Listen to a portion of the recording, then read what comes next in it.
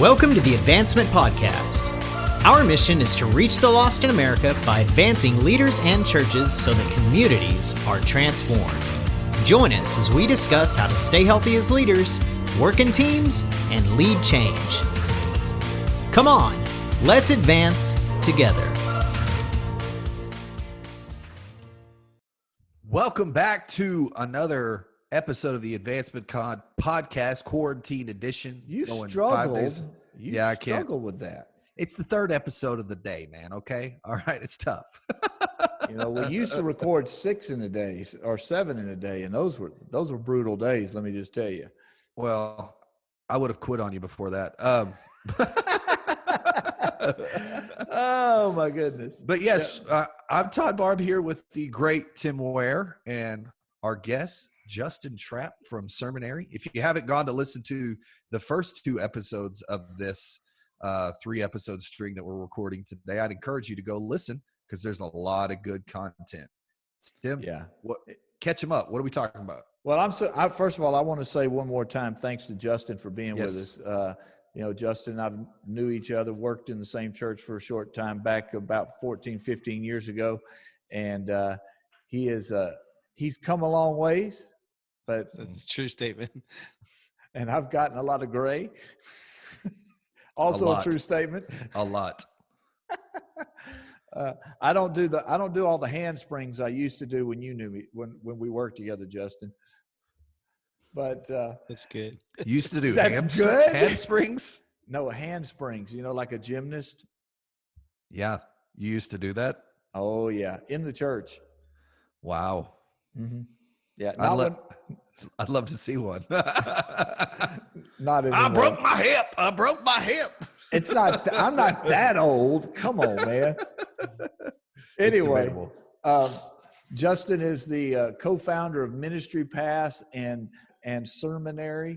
And if you guys, we've done a couple of plugs for it with Justin. We want you to make sure and do that again for our guys. But just say thank you for what you've been doing. I want to say thank you for what you do for the kingdom. Yeah.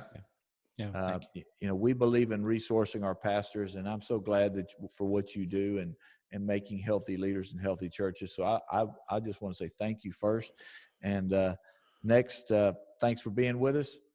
Give another little plug for Ministry Pass and Ministry Safe, not Ministry Safe, and Seminary. There's Ministry Safe, but there is Ministry Safe, but he doesn't do Ministry Safe. Well, thanks, guys, Tim and Todd. Ministry Pass, we create sermon series and media resources for churches. We have a library of over 1,000 sermon series, and so our hope in this season, especially for churches, you're going to need media and graphics more than ever. Yeah. And you're going to need content more than ever, and so hopefully we can come alongside and partner with you and provide you and equip you. Because if you're having to create a sermon series, it requires a lot of skills. It requires a researcher, a theologian, which a lot of times pastors are wearing all of these hats, a graphic artist, a video person, and upwards of 5 or 6 different types of skill sets to create a solid, compelling sermon series. And so what we've done is our team essentially does that for you. We don't write sermons for pastors. We give you sort of a framework for you to develop through your own unique voice and context, but we do save a lot of time, and we create series that are really, really solid. So that's Ministry Pass. Seminary is a cloud-based sermon writing platform, and if most pastors write sermons in Microsoft Word, Evernote, Pages, and have for decades. And we just wondered if there's a new way, if there's a better way. No one was considering, everyone just took taxis until 8 years ago. Now it's Uber and Lyft and everything. And there are no Uber or Lyfts out. I actually took my first Uber back in October when I was in California, but it's really great. Did you have to have a millennial show you how to do that? No, but I did. No, but I did have to have somebody who was a local order it on their phone and on their app because I didn't have it. Yep. Well, and so to that point, Airbnb is the largest accommodation provider in the world now, and they own 0 real estate.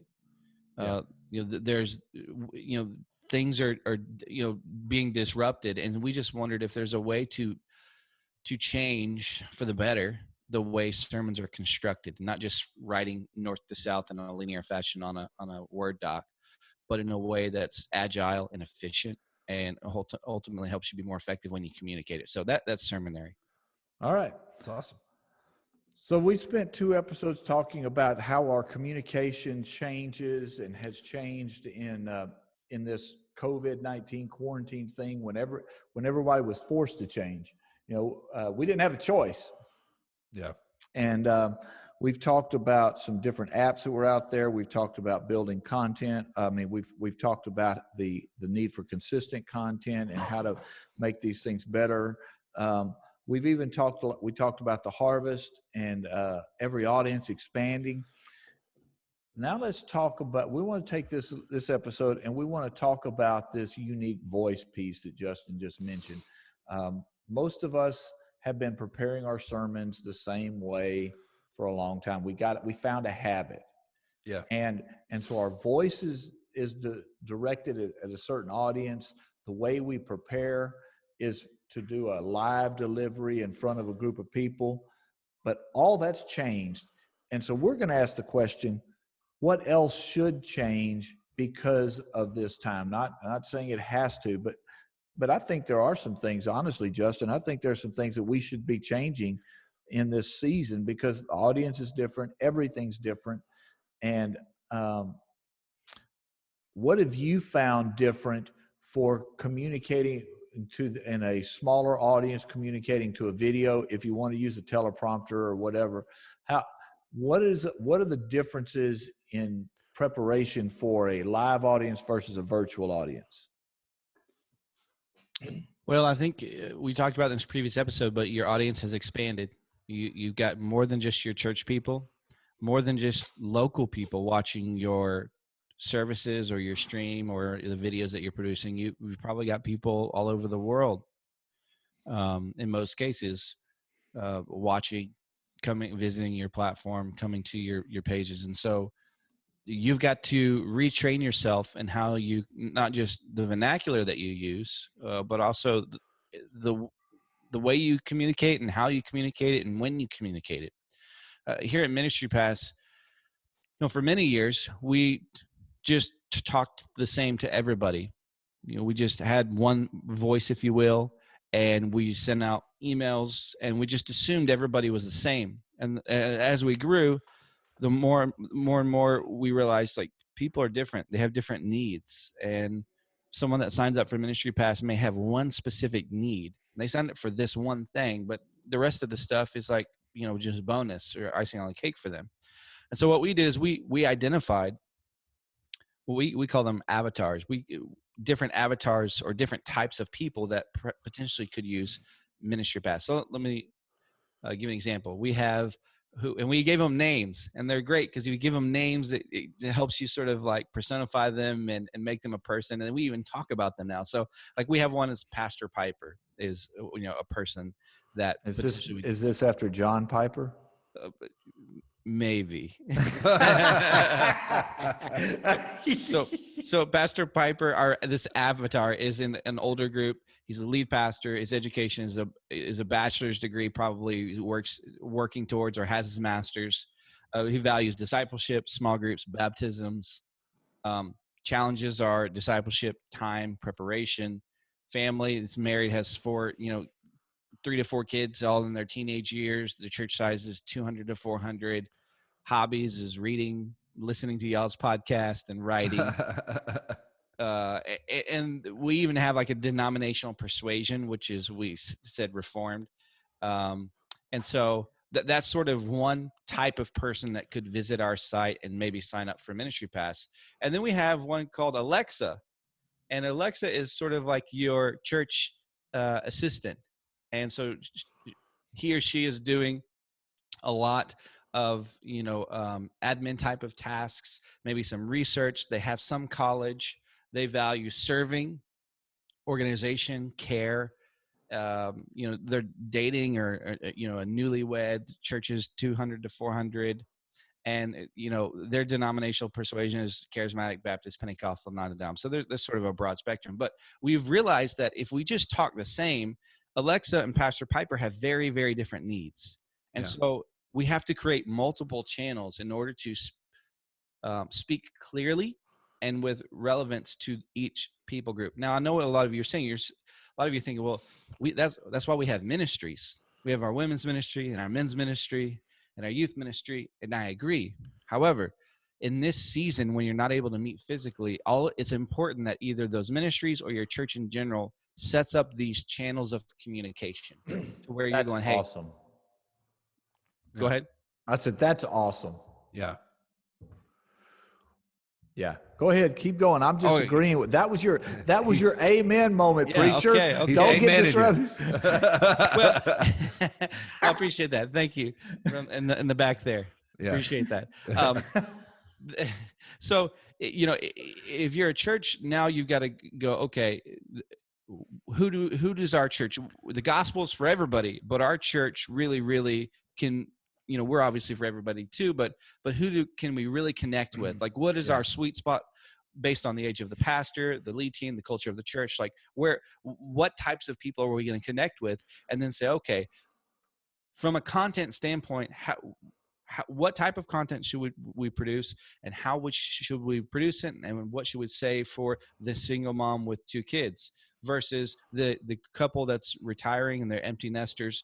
That the content for both of those people, they're all human, right? They're all in different seasons of life, and so that content could look a little different. Of course, there's overlap, of course, but at the end of the day, the clear or the more focused your communication can be to each of those channels, the better it's going to be, the more clear and more compelling it's going to be, the more they're going to feel it when you communicate. Otherwise, if you're just talking to a broad sea, it's sort of like, it's like the saying, when you're saying everything, you're saying nothing. Yeah. You know what I mean? So that's my thought. So a lot of churches have ministries. That's how they solve this tangibly, physically, but I think it's important right now that churches not only do this digitally, but after the quarantine edition is over, that churches continue to do this at a digital level. Well, and even I would even say that, because I expect that we will have an influx of people will come back to our churches. We'll get an influx. So Justin, let's be real honest. The average pastor in America is 10 or more years older than me. And I'm the old guy, right, on the podcast. Way older. The average age of pastors in America is in the low to mid 60s. Yeah. And for them to, and if we really are honest, a lot of them they're pastoring churches where there's very specific demographics. It hasn't changed because there's so few, the majority of churches haven't been growing for the last few decades. And for them to make a shift to think, there could be twice as many people watch my sermon this week, and half of them at least may not even be believers. Yeah. Todd and I, we when we do training, we talk about layers, that there are people in a healthy church on a Sunday morning. You'll have part of your church, or what you call your core. They're there most of the time. Then you have that's your congregation. Most of them are believers, and they're there, about half the time. And then there's the group that's the community. They're not there but a few times a year, and during this season, that group's going to massively expand. And I wonder how many of our pastors have not been used to speaking to the community, but they've developed core language. And we've got to shift that language. So let's talk about that for a little bit. Well, I think we have to understand that we can't assume anything. We can't assume, as we're walking in, especially during this time in our messages, we can't assume that people have a working knowledge of the Bible. We can't assume that they know who you are, even though they're watching you. Yeah. You got to introduce yourself. That you got to introduce yourself every time. Yeah. Pastor, did you hear that? You have to introduce yourself every time. Yeah. Todd, you have to introduce yourself Hello. every time. Hello, my name's Todd Barham. I'm the lead pastor at Hope Church in Cleburne, Texas, 76033. I mean, they always ask me for never mind. Like this week, I'm preaching the woman that is bleeding and touches the hem of Jesus's garment. It's very easy for me to assume that people have heard that story, but from what analytics tell us, 60% of my audience is not even familiar with the Gospels and what they are, or even who Jesus is. And so we have to approach it from the standpoint of there may be people that have never heard this story in their lives, and we have to explain it to them. Justin also used the word vernacular too, right? Yeah, Martha is someone on Meet the Fockers, the movie with Ben Stiller. Right. They have no idea. Right. And we've, but what I think pastors, and Tim brought out a good point too, that a lot of pastors are older. It is important for you to be who you are. Yeah. You can't be 65 years old and dress like Stephen Furtick and people are going to think that you're interesting. Be who you are. Be, there is people, there are people. There is, whatever. Okay. You're not my real dad, Tim. One of the cool vernacular out there is my culture is enjoying listening to older people. They call them OG. So old gangster. I know, Tim, you've probably never heard that before. I've not heard that before. They're valuing older people's opinions because they're OG. They've been around the block a long time. They know what's up. And so that is a value in this culture. So be who you are, be OG. And I'm completely losing Tim here, but I think Justin's with me. No. Well, hey, if you're a seasoned pastor, if you've been doing this a long time, and maybe you feel like you're completely uncomfortable in this season, and you're having to get on the interwebs and the Facebooks and the and all that, and this is all new. You're recording your sermon into your phone, which you never dreamed that you'd be doing. Right. Know this, that because of that experience and because of that history that you've had over multiple decades, there is this wisdom that you have, and this isn't the first trial or dark season that you've experienced. So I think at a human level, if you're trying to connect with someone that has no idea who you are, you start with stories. Jesus spent I saw someone say they analyzed the words of Jesus in the New Testament. It was like 34% of Jesus' words were spent telling stories, because stories are powerful. Yeah. The way that the brain processes stories is really interesting at a scientific level. And so start with stories of when you were younger and you went through this particular season, or this happened to you, or this setback happened. Start there, lean into that and those lessons that you learned 20, 30 years ago, because those lessons could be providential wisdom and guidance for someone today in this season. Yeah. I think that's a brilliant thing that you just said, Justin, is tell stories. Yeah. Stories are powerful. One of the things when I work with pastors, especially when they're it's amazing how many guys are good preachers, but they're not good storytellers. There are tricks to, and I have a book that I give. I know that's used a lot in seminaries today, but it wasn't even around a decade ago. It's called The Art of Storytelling by John Walsh. It's a great book. Great book that I would recommend. If you say, well, I want to tell a story, but I'm not good at it. Yeah. It's 100 pages, easy read, 12 steps. Just get hold of that. Although I have PTSD from that book, because Tim came to my church one Sunday and heard me preach. And then he said, "Hey, you really need to go read this book." And then after I read the book, I go, "Does Tim think I'm a decent preacher? I'm not really sure." No, you were just a guy that did not think through your stories and told them all off the cuff at that time. And that we never knew what you were going to say. Neither did I. But now I have a teleprompter, so I'm good. Yes. Yeah, I think that's really good. So, Justin, because you've spent a lot of time thinking about sermon development in different ways in developing the seminary platform.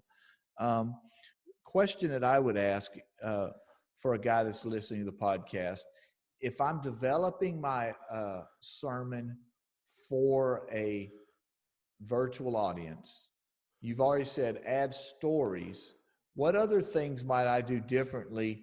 What other things might somebody do differently to prepare for this type of communication in their development um, of their sermon? Well, first I'd say start with seminary.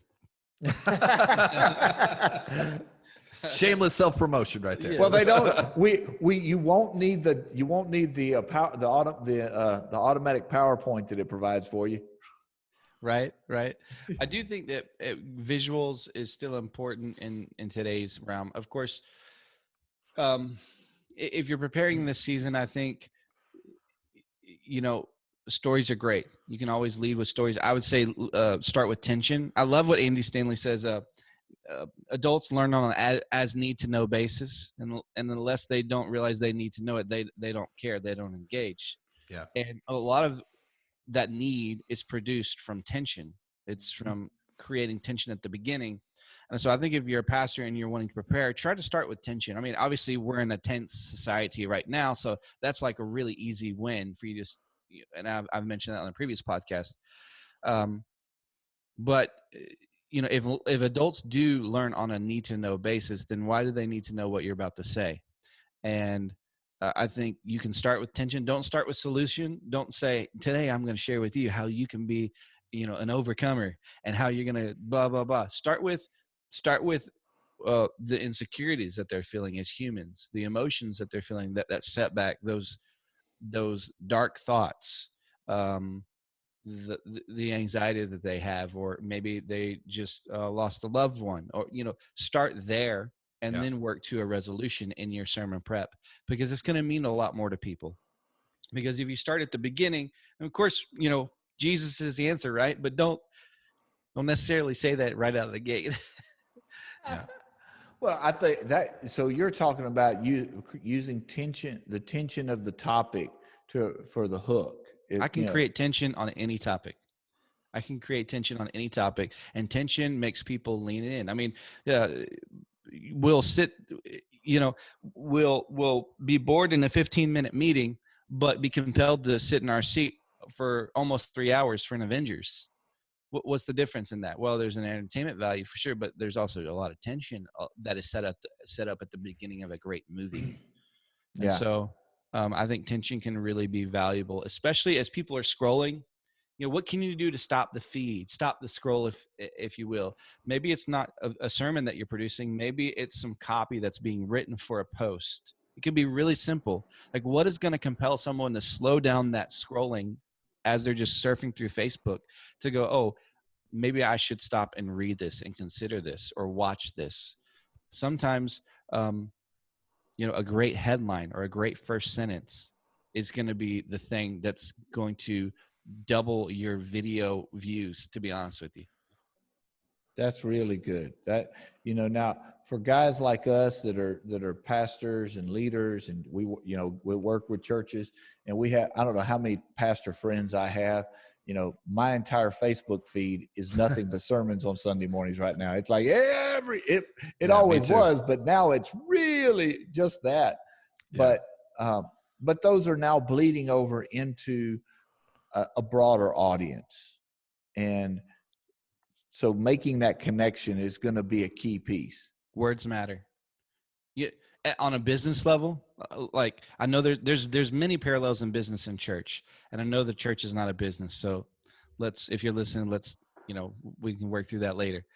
But sometimes the growth in our business can be a compelling headline, because let's just do the math. If 1,000 people are on Facebook and only 200 of them stop and look at our ad or look at something we've posted, and none of those 200 go to our website, and then on our website there's a headline and it means something to that person, let's say 20 of those. Well, how do we grow our business? Well, literally just the words on the page or the things that we're seeing in a video could increase and grow our business. The same is true for churches. If words matter, and I believe that they do 1,000%, then the way that you start your sermon, the way that you write that first part, the way that you lead with a Facebook post, it's not like, hey, here's our newest sermon.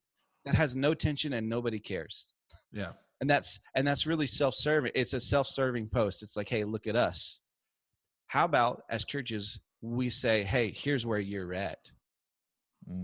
What can we contribute to where you're at right here in the words that we use in our posts and on our website and the sermons that you're creating, the videos that you're creating. So I feel like I'm kind of rabbit trailing on here, but words matter. No, it's good. In this season, words matter even more because they're just inundated with millions. People are seeing millions and millions of words a day, and they're scrolling and they're seeing all kinds of videos. They're not watching them, but they are seeing them. They're scrolling through. What is going to make someone stop scrolling and sit and watch what you have to say as a church or as a pastor? Consider those questions when you're producing stuff the next few weeks. That is incredible. That really was good there, Justin. I'm glad you quote unquote rabbit trail, because honestly, the panic in the church, and I'm going to use that word, the panic in the church was, how do I make sure my congregation's taken care of, and how do we make sure we get our offerings? Yeah. And this turns us back towards that harvest piece that we talked about in the last episode, is that if you're approaching this season to just save your church, to just communicate to your congregation, then you have missed the opportunity that is right before you. Right. And if you expect that you're going to go back to church after this is over and everything's going to be the exact same, then you've also missed the opportunity that this season presents. You've missed it. Yes. When people are uncomfortable, they are more open to change. They are more open to, I'll tell you a quick story. After I left where you and I were staying at, I transitioned out. We moved back. We moved out there to serve the pastors, Michael and Tammy. Yeah. I felt like God called us to serve them, not necessarily the church. And so 10 months after getting there, they said, hey, we're going to plant a church in Dallas. And we're like, well, man, that's wonderful, because we came out here to serve you. Yeah. So we came back, and I took a normal job. And it was like, I call it jokingly the black hole of my life, where I worked at a telemarketing center. And I just felt like I was wasting my life, right? I just felt like, God, what are you doing here? And I got laid off on the Monday before Thanksgiving. And that Friday, I went and I'd been kind of like dabbling in some photography and stuff. And that Friday is Black Friday. I went and bought Best Buy had a deal on a camera, and they gave me like a little severance package. It wasn't a whole lot. And I said, I'm just going to, I didn't know what else to do. And so I started doing that. And that eventually blossomed. 15 months later, I'm in nationally published magazines with my images and my work, and I started doing marketing and consulting, which led me to working with churches again in a bivocational manner, and then on a business level. But it took me to be in that season, to be uncomfortable, for me to think twice about what God had really intended for my life. Because if I hadn't have done that, I may have just gotten another job, or it could look a lot different. So in this season, if you're a church, Tim, I thought you brought up a great point, that if you go back to business as usual, the way the things were done after the season, I think maybe you've missed it. And maybe in this season and this time of uncomfort, God is revealing new ways and different ways and new purposes for your church, and ways that you can reach the community that you never thought before until 2 weeks ago. Yeah. But they're there. And the harvest is ready on that. Yeah. And if what we have to face as the church is if all we're longing for is going back to normal, then we've missed what God is trying to. We've missed the storm that God's trying to put us through. He's trying to move us and shake us towards something. The question needs to be, I can't wait to get back to normal. The question needs to be, what is God doing that shapes me for the next season of doing church? Yeah, no, I totally agree. And you brought up giving. I will say this, it's really interesting right now to see churches, and my heart goes out to churches, right? Especially if you're a church that hasn't relied on online giving a lot. Yeah. The way that the offering time has been done in churches has been the same for, decades. It's like, hey, here's a moment. And what's really interesting about that is we did a survey. We had like 1,000 pastors respond, and pastors are spending all this time on the sermon, but 70% of pastors said they prepare nothing for that giving moment. Nothing. Just wing it. And kills me. Which is a travesty, right? But even more so, what we've realized is churches don't talk about money except for that moment in service. They're afraid to talk about money online because it could be taboo. And I think the churches that didn't do that strayed away from that or shied away from that, I hope that they're not struggling as much, because it's okay for you to talk about giving. I think churches online need to be talking more in your social media platforms. Don't just post a link to your sermon from this Sunday. Work harder. Piece that content out in ways that's meaningful and digestible. Yeah. And easy for people to take hold of, but also as it relates to giving, be creative about that. We actually have a product, and we sell it normally, but we're giving it away 10 weeks right now. It's called Offering Talks. Mm-hmm. And I'll send you guys the link. You can put it in the show notes if you have it, or a link somewhere. We're giving away 10 weeks right now for free. And it's a free download, and I'll give you guys the link. And basically, it's a 2-minute giving script. You could actually utilize this right now. You could take the giving script and use it on your phone. It's a really, really polished, concise moment on generosity. Not just like, hey, give to our church, but just being a generous person, reflecting the very nature of our Heavenly Father who loved us so much that He gave. They're all story-driven or illustration-driven. And I think in this time, this is a resource that a church can really, really appreciate, and it's free for 10 weeks. You don't have to sign up for anything. You just give us your email, and we'll send it to you. We teach that principle, very principle when we work with pastors, because of exactly what you said. Now I wish guys would learn to write their own, but from what I can tell, most guys don't eventually learn how to do that very well. Yeah. So thank you. We'll put that link will be in the show notes. Will be below this video and on below your link on your podcast. Justin, this has been really good. First of all, thanks, Justin. I want to say again, thank you for what you do for the kingdom. It may not mean much, but I remember you when you were 14 years ago, a kid youth pastor trying to start out. Snapper. Yeah. Well, you know what? I have to say that it's cool to see where you are. I'm proud of what God's done in your life. And so you guys are doing awesome. Thank you so much. This has been incredible. I look forward to having you back at a later date. Let's just dig into developing a sermon and content around the idea of preparing our communication when we're back in the audience, because the truth is that'll be time for another shift. Yeah. Another fresh shift in our churches. Todd? Yeah. A lot here. What are you thinking? What you taking away? Sorry, I was looking at the 52 giving talks that he just sent. Yeah. I think we just have to think through what really Justin kind of just brought home to me. We got to think through our branding. We got to think who we are, especially during this time. This is our moment to really take to the community what we stand for, who we are, what we do, what we're passionate about. And we really have to, if we haven't thought through that yet, now is the time to really think through that and to begin to push that forward. And think of creative ways to bring it. I love what he said about, what's going to stop people scrolling is the words you use.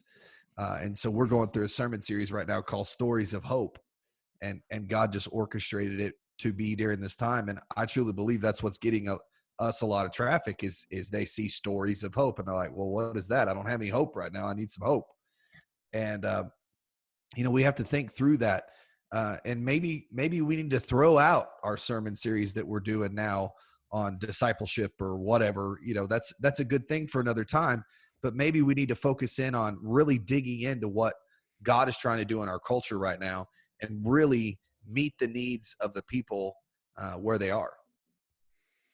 Excellent. Well, Justin, before we cut and run, is there any last 5% that you'd like to say to pastors about their communication? I'd say, the last few weeks has been probably a stressful time for pastors, a trying time for your church and your team, and you have felt out of water, out of place, perhaps. And let me just say that you were made for this. You are capable of leading your church through this and your people and an online community of people you've never met. God has prepared you for this, and it doesn't have to be perfect. Just be consistent and be intentional.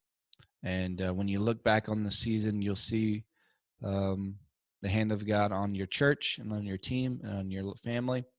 And, I can't wait to see and hear the stories of what God has done, in the lives of the people in your church and your own life as a leader. So I'm encouraged and I'm inspired because I've seen so many churches, roll up their sleeves and try to figure it out. And to me, we said this in the last podcast, but anytime there's disruption, anytime there's something like this, I'm always encouraged by the innovation that people bring to the table. I'm always encouraged by the creativity that comes out of these seasons because, comfort, it breeds complacency. And, we're comfortable and we're just going to keep doing it because it's what we've done. And now that everyone's uncomfortable, people are starting to review and analyze and say, what can we really do here?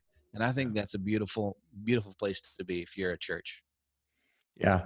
So check out Ministry Pass, check out Seminary. And that, Pastor, as we've been saying, God's not surprised. Yeah. He knew this was coming. He's prepared. And he placed you in this place in history with this in mind. Yeah. We believe in you. Trust the anointing. Trust the Holy Spirit. He's got you. He's got your back. All right, guys. Thanks again. This would be another episode of the Quarantine Edition. See you next time on the Advancement Podcast. Woohoo! If you would like to keep this content coming, all Tim and Todd ask is $1 per show. See how to give, maybe even sponsor an episode or series on the website advancement.cc. Until next week, continue to advance the mission of Jesus.